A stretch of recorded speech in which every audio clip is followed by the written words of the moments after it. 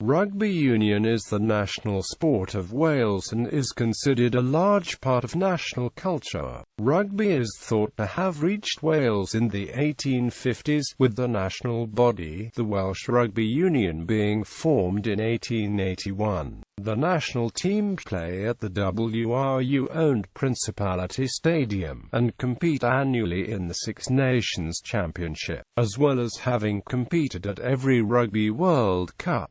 Wales are ranked as a Tier 1 nation by World Rugby. Wales also competes as one of the 15 core teams in the annual World Rugby 7 series, and won the 2009 Rugby World Cup Sevens. The main domestic competition in Wales is the Guinness Pro 12, in which Wales have 4 sides in the competition, which is also contested by Irish and Scottish clubs, and from 2010 11 Italian teams. Top-level Welsh teams also compete in the Europe-wide European Rugby Champions Cup and European Rugby Challenge Cup, and alongside the teams of England's Aviva Premiership in the Anglo-Welsh Cup. Beneath the Pro 12, club rugby is represented by over 200 WRU-affiliated clubs who play in the Welsh Premier Division and the lower Welsh divisional leagues. Historically, the 4 major Welsh club teams that have shaped the Welsh national team have been Cardiff, Newport, Swansea and Llanelli, though other clubs which have fought for prominence and provided national sporting heroes during the last 120 years include Bridgend, Neath, Pontypool, Pontypridd, and England exiles London Welsh. 4 Welsh teams compete in the British and Irish Cup, a competition for semi-professional and developmental sides from Great Britain and Ireland. They are usually the top Premier Division clubs of each region, although the reserve sides of the Pro 12 teams were entered in 2015-16.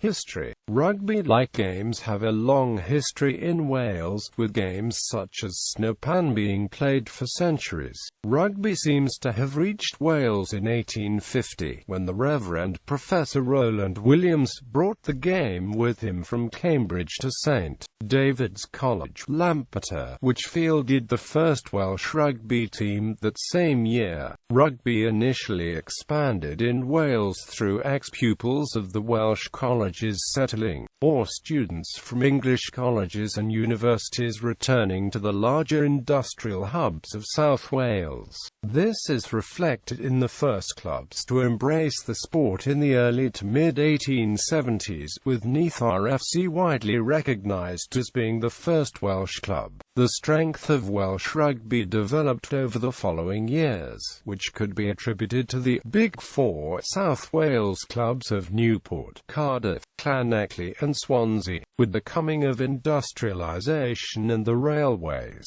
rugby too was spread as workers from the main cities brought the game to the new steel and coal towns of South Wales. Merthyr formed in 1876, Brecon in 1874, Penargraig in 1877. As the towns adopted the new sport, they reflected the growth and expansion of a new industrial Wales. In the 19th century, as well as the established clubs, there were many scratch teams populating most towns, informal pub-social teams that would form and disband quickly. Llanelli, as an example, in the 1880s was home not only to Llanelli RFC, but also to Gower Road Seasiders, Morpher Rangers, Prospect Place Rovers, Wen Foundry, Cooper Mills Rangers, New Dock Strollers, Vauxhall Juniors, Moonlight Rovers and Gilbert Street Rovers. These teams would come and go, but some would merge into more settled clubs which exist today. Cardiff RFC was itself formed from 3 teams: Glamorgan, Tredegarvel and Wanderers football clubs. The South Wales Football Club was established in 1875 to try to incorporate a standard set of rules and expand the sport, and this was succeeded by the Welsh Football Union, which was formed in 1881. With the forming of the WFU, Wales began competing in recognised international matches, with the first game against England, also in 1881. The first Welsh team, although fairly diverse in the geography of the clubs represented, did not appear to truly represent the strength available to Wales. The team was mainly made up of ex-Cambridge and Oxford University graduates, and the selection was heavily criticised in the local press after the crushing defeat by England. By the end of the 19th century, a group of exciting Welsh players began to emerge, including R.Thiele, Billy Bancroft and Gwyn Nichols, players that would be regarded as the first superstars of Welsh rugby and would usher in not only the first golden era of Welsh rugby, but would also see the introduction of specialised positional players. The first golden era of Welsh rugby is so called due to the success achieved by the national team during the early 20th century. Wales had already won the Triple Crown in 1893, but between 1900 and 1914 the team would win the trophy on 6 occasions, and with France joining the tournament 3 Grand Slams. With the introduction of specialised players like hooker George Travers, the WFU could no longer choose the best players to represent Wales.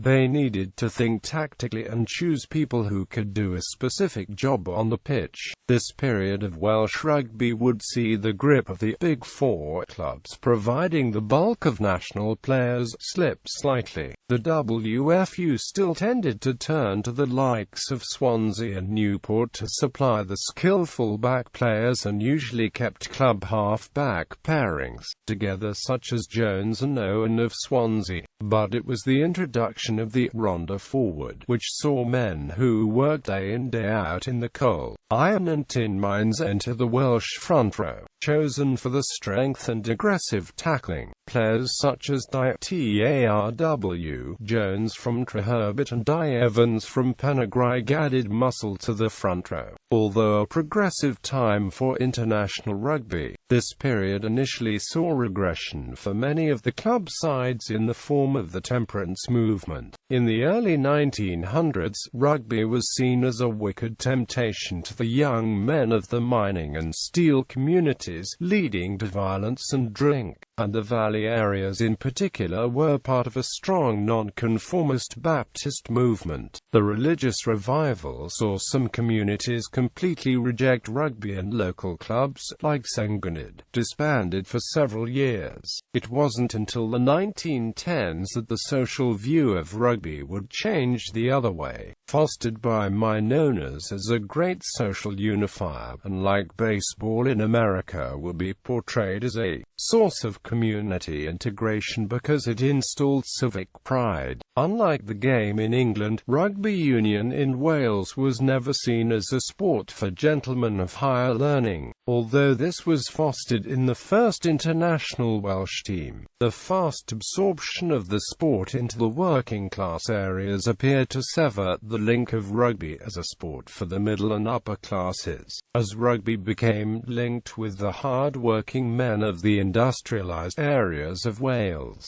It should also be noted that the sport did not escape the hardships of the industries. In 1913, 5 members of the Senganid team were killed in Britain's worst colliery disaster, and many more lost their lives in the slow drip of deaths caused by the industries. Far worse was to follow during the conflict of World War I, when many teams lost members, including Welsh internationals like Charlie Pritchard and Johnny Williams. The 1920s were a difficult time for Welsh rugby. The first golden period was over, and the players that made up the teams that won 4 Triple Crowns had already disbanded before the Great War. The war could not be blamed for the downturn in Welsh fortunes, as all the home nations lost the young talent in equal numbers. The fact that so many of Wales's talented stars had retired from rugby before 1910 was felt when Wales failed to win the tournament in the few years leading up to the war.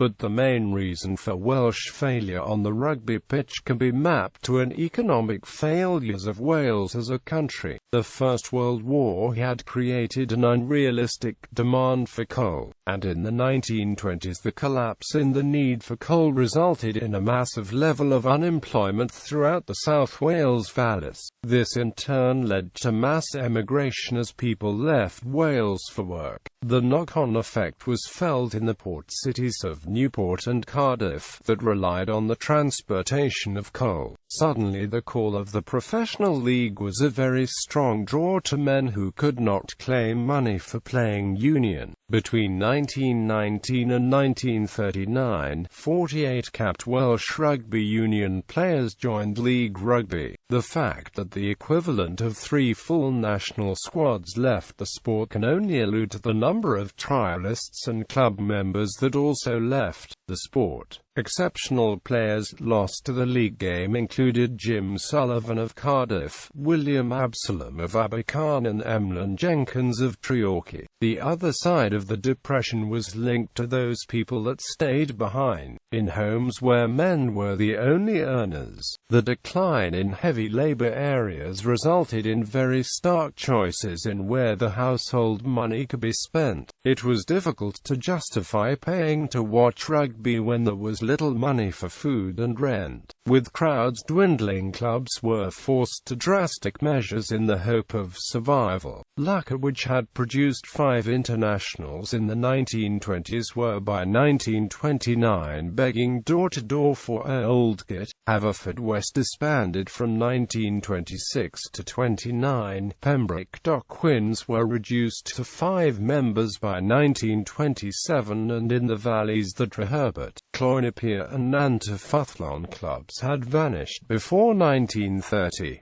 Even clubs of the size of Pontypool were not spared. In 1927 they were playing and beating the Waratahs and the Maoris. By 1930 they were £2,000 in debt and facing bankruptcy. Another reason for the fall in the Welsh Union game can be placed on the improvement of football in Wales. Traditionally seen as a game more associated with North Wales, the success of Cardiff Football Club in the 1920s was a strong draw for many supporters.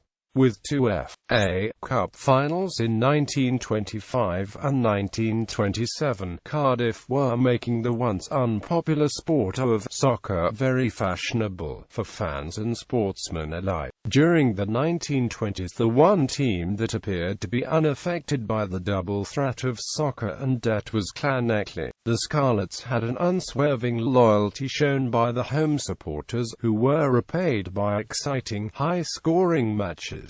During the 1925-26 season the club were unbeaten, and the next season they had achieved the feat of defeating Cardiff on 4 occasions. This success would later be reflected in the growing number of Llanelli players that would represent their country in the 1920s, including Albert Jenkins, Ivor Jones and Archie Skyme. Apart from a few sporadic victories from the national team, there appeared little to cheer about in the 1920s for Welsh rugby at club country level, but the seeds of recovery were being planted during the same decade. On June 9, 1923, the Welsh Secondary Schools Rugby Union was established in Cardiff, founded by Dr. R.Thiele, head of Porth Secondary School, with WRU members Horace Lyon as president and Eric Evans as secretary. Its aim was to promote rugby at school level in an attempt to regain the glorious days of Gwyn Nichols, Willie Llewellyn and Dr. E.T. Morgan. In April 1923, at the Arms Park, Wales played the first secondary schools fixture led by future international Warren Thomas, who would progress to captain the very first Welsh University 15 in 1926.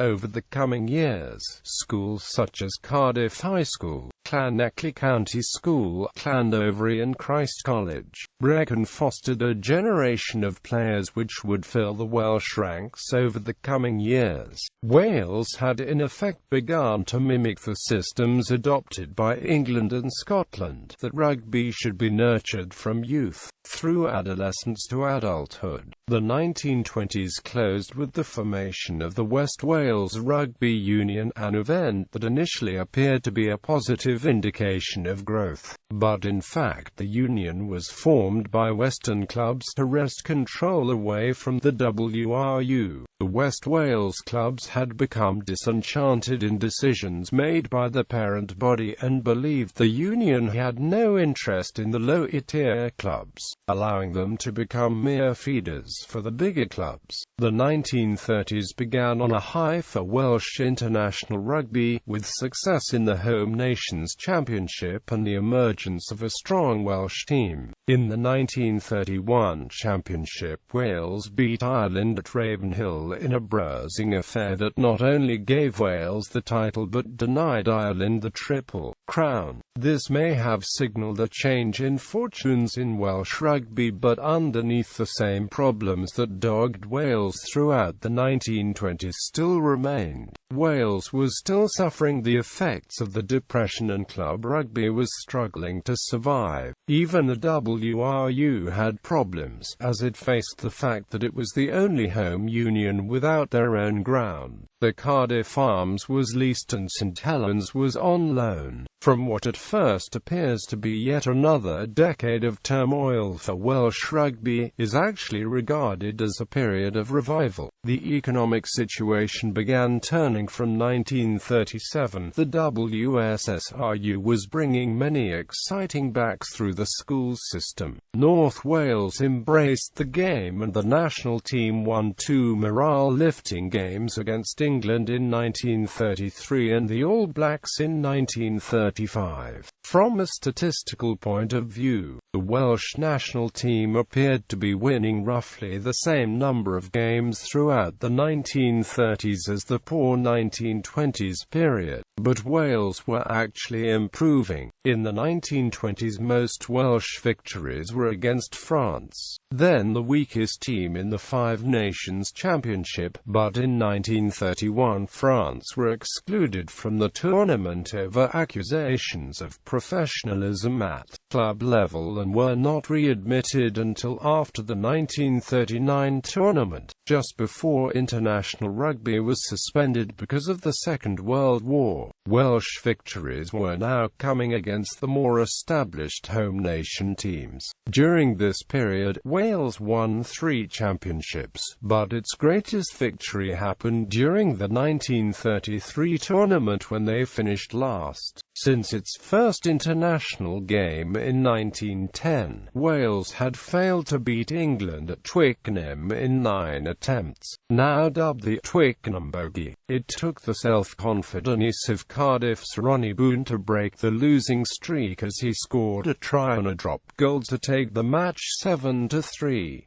The game also saw the debut of 2 players who would become Welsh greats, Wilf Wooler and Vivian Jenkins. Wales played host to 2 touring Southern Hemisphere teams in the 1930s. First came Benny Osler's South Africa, followed by Jack Manchester's All Blacks. The South Africans were rampant in Wales, winning the Test match and all 6 club matches, though gained few supporters due to the kicking tactics Osler employed. The New Zealanders received a better welcome, and after the previous tour where the tourist went unbeaten, the Welsh press were hoping for a return of the spirit that won the first encounter in 1905. Before the match with Wales, New Zealand were to face 8 club teams over 6 games. After winning the opening 3 English county matches and then beating a joint R.Thiele and Crosskeys, the All Blacks were showing the same form shown in the first 2 tournaments. tours, but then stumbled against Swansea. Swansea were not in a period of particular growth, and the only two players showing any flair were Wales schoolboy players Willie Davies and Hayden Tanner. During the game, Merv Corner could not contain the attacking bursts from Tanner. The New Zealand flankers were drawn in, which in turn allowed Davies the freedom to run, which Claude Davey finished off with 2 tries.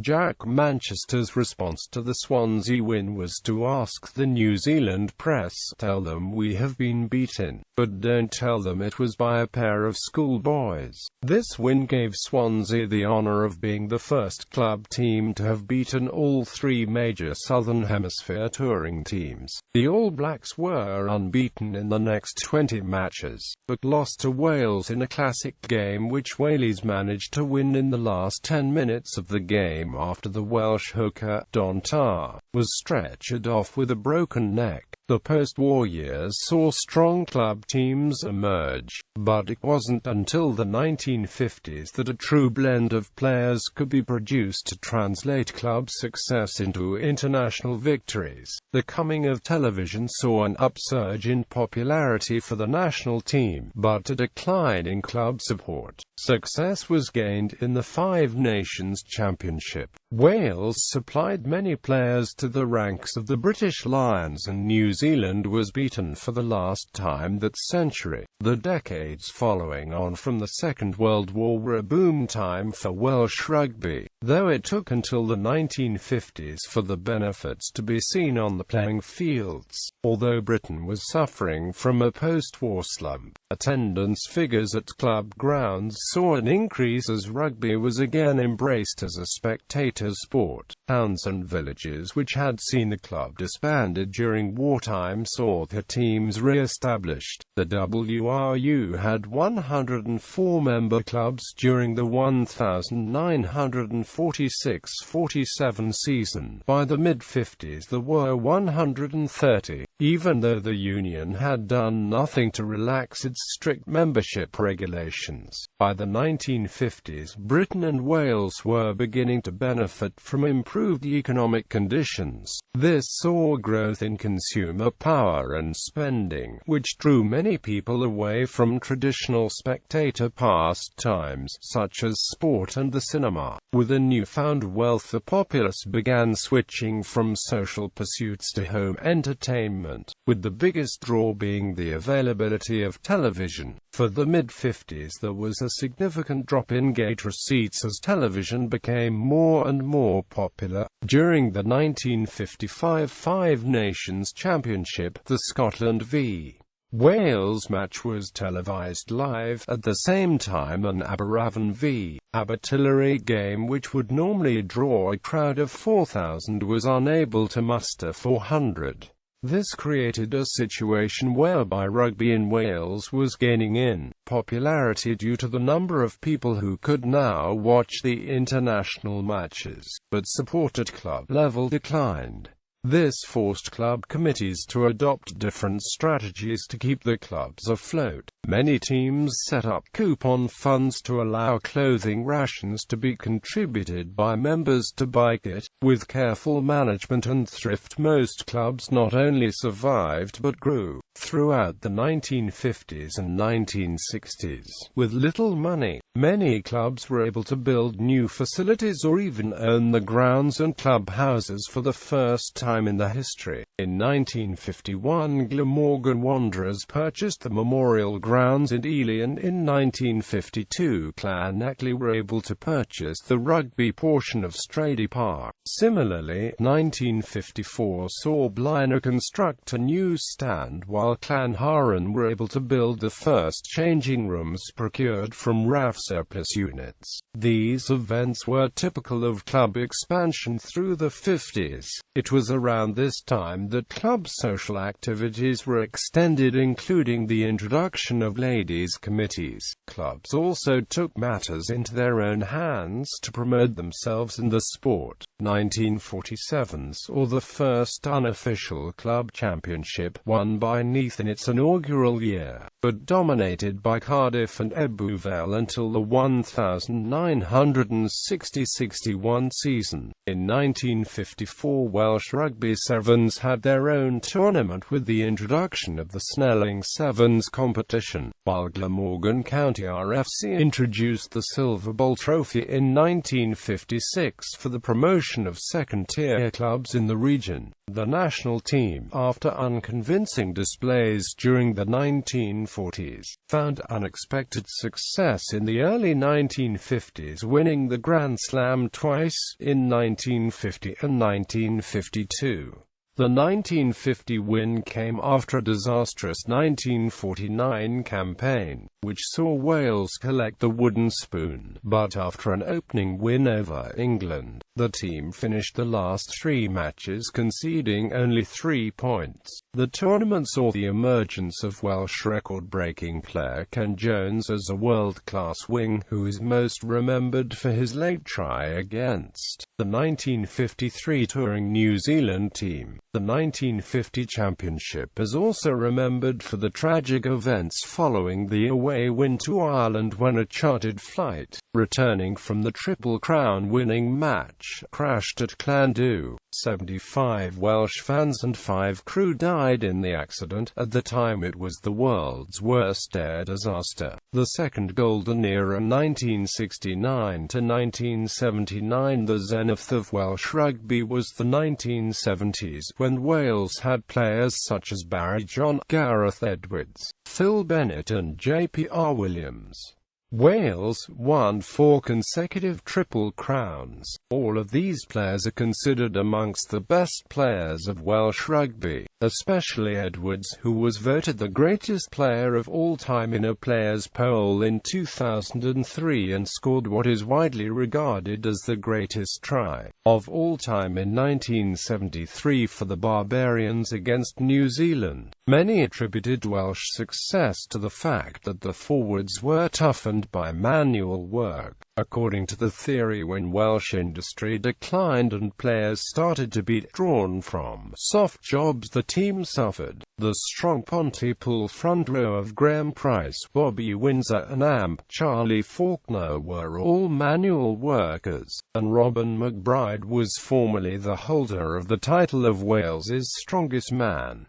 Amateurism and a professional era, 1980 to date. See also, introduction of regional rugby union teams in Wales. The 1980s and early 90s were a difficult time for Welsh Rugby Union when the team suffered many defeats. Harsh economic times in the 80s meant that players such as Jonathan Davies and Scott Gibbs were tempted to go north to play professional rugby league in order to earn a living. In 2003, the Welsh Rugby Union voted to create 5 regions to play in the Celtic League and represent Wales in European competition. This soon became 4 when the Celtic Warriors were liquidated after just 1 season. The WRU have announced the hopes of developing a 5th region in North Wales in the long run. The team at the centre of this plan is now known as RGC 1404.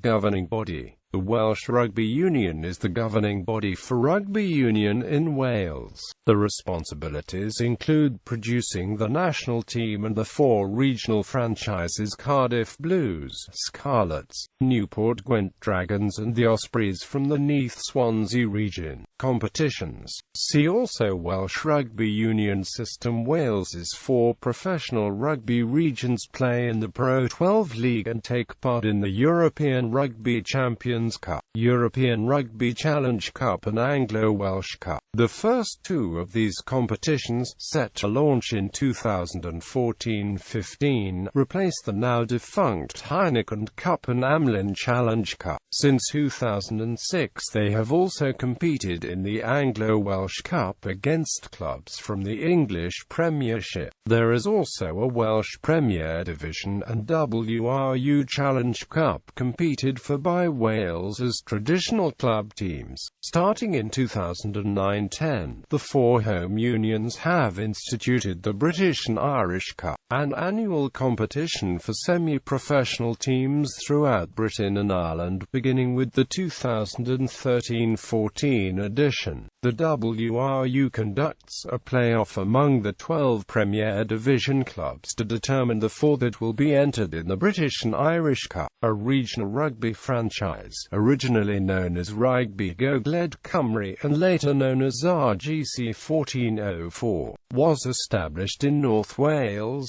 Plans called for the side to enter the Welsh Premier Division as early as 2010-11 and eventually the Celtic League Pro 12, but the venture was unsuccessful and was liquidated in 2011. The team, however, continues to play as part of Wales's National Rugby Academy. RGC 1404 also had a partnership with Rugby Canada by which the franchise would have a secondary role of developing players for the Canada National Rugby Union team, at least until enough local players were developed to fill a complete competitive squad.